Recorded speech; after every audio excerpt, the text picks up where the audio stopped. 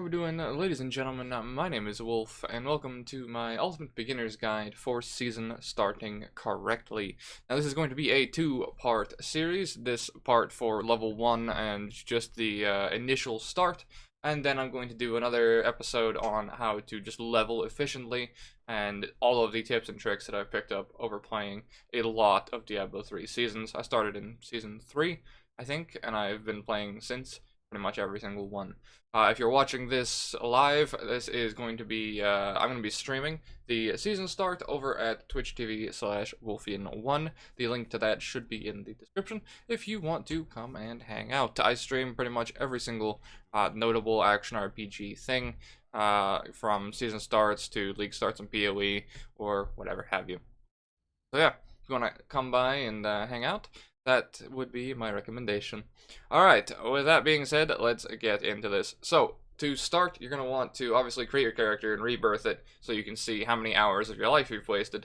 And then you've got to pick your difficulty. Now, generally, I play on Master to start.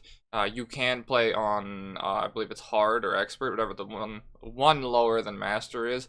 But for the most part, I play on Master because I have a bunch of tips and tricks allow me to get the most out of like early leveling. So for the most part, I'd recommend going on Master. If you're playing in a group of 4, you might want to go one lower because 4s on Master at level 1, things take a little bit to kill. So in a group of 4, I would knock it down just a notch.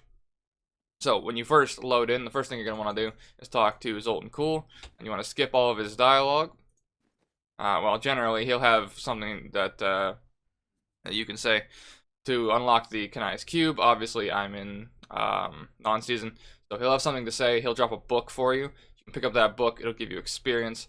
Then you want to come over to the blacksmith. Over here, this is in Act 3 or 4. You want to click the supply chest, grab that, and then close that because we don't care about lore. And then from this point, we want to make our way over to our followers. All the way over here. And then, depending on what class you're playing, you want to grab a follower's weapon. So in my case, I'm playing Demon Hunter. So you want to grab the Scoundrel's weapon, and you're going to want to grab his bow. Now, you'll see you are using a 3 damage crossbow, and he is going to give you a 7.7 damage bow. Now, if you're playing Barbarian, you want to grab the spear here, which is about the same damage increase. And if you're playing a wizard, you also want to grab the bow, because wizards can use bows and all that sort of stuff, and it does more damage than using the dagger in the early levels. Same thing with Witch Doctor, if I remember correctly. So, you want to grab that to get as much damage as possible. Then we want to go to New Tristram, and there should be another box near the blacksmith, if I remember correctly. Yep, blacksmith's belongings right here. Gonna give us more XP. Then we can hop to Act 2. In camp. And you can do all this while your friends are loading in, while you're getting your group together. All that sort of stuff. I do believe there's another one somewhere here. I think you talk to this little chick here, and she'll have a quest over her head. I don't entirely remember, but I believe that is the case. And then from there, you can pretty much go in, because Act 3 and 4 share the same town, so there's no other books to get. So we have a decent amount of XP to start off. We've got a better weapon. And then from there, we can go into our first rift as a team. Now, the thing that's important to know about is something called rift snapshotting. Now, I learned this from playing my hardcore challenge, which I stream, which is extremely fucking difficult. Essentially, we start on Master difficulty. We're not allowed to use like Hadric's Gifts or anything like that, and we leveled through Master as a group. And if we die, or if one of us dies, we all have to reset. It's extremely brutal, but it's fun as fuck. So we ended up learning every single small like tip and trick that we can get.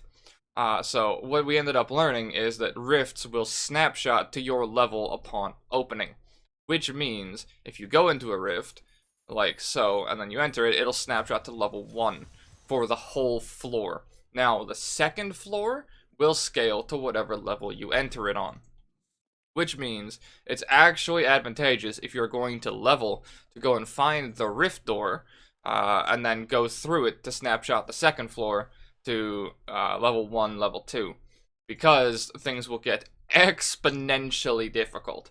If you ever wonder when you're doing your first rift why things get super, super hard after the second floor, third floor, what have you, that's why. So if you've got if you're playing in a 4-stack, you can clear the first floor because you get experience from across the map, no matter where you are. You can send one guy to go and try and find the next floor, have him go in to create the floor and snapshot it to your guys' level, then teleport back to the team, or just come back out and clear backwards, or clear around him, and then everyone else can right-click teleport to him, and you guys go through to the next floor, which will then be snapshotted to your level, making it not that difficult. Now, the amount of experience is about the same. I don't know exactly if you lose experience snapshotting the second floor. Yeah, I'm not too sure about that one, because we are very rarely able to do it because I play in a duo rather than in a group of 4, which isn't optimal. But as a result, we're trying to kill things rather than trying to make it to the second floor. This is absolute optimal tactics if you want to play and go for like rank 1 and all that sort of stuff off the start. But yeah, otherwise I would recommend playing in a group because you get an experience bonus. You get bonus experience based on playing in a team. This bonus is granted in multiplayer games. This scales up to 4.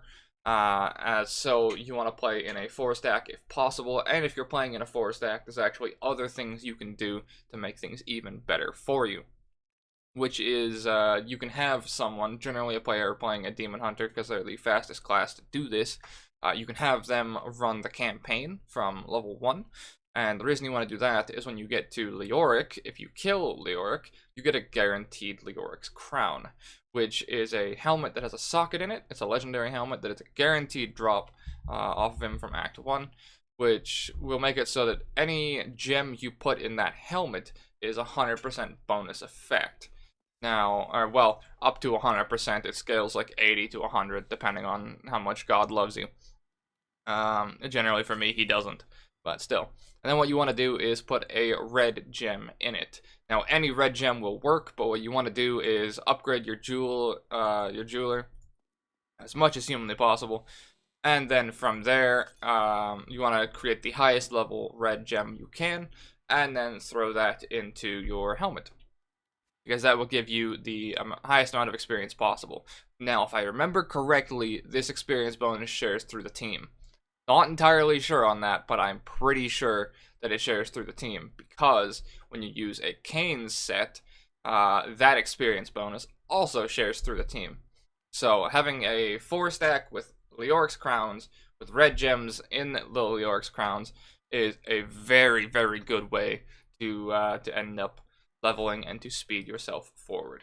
So if you're playing in a 4-stack, set your Demon Hunter to be the Leoric's Crown bitch, and when he gets there, invite all you guys in. Hopefully you've cleared the rift by then, and then you are good to go.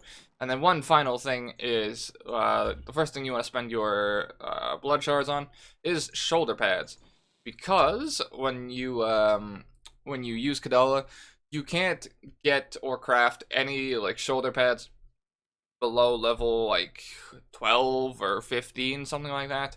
When you finish your first rift, you're probably going to be about level 9, level 11-ish.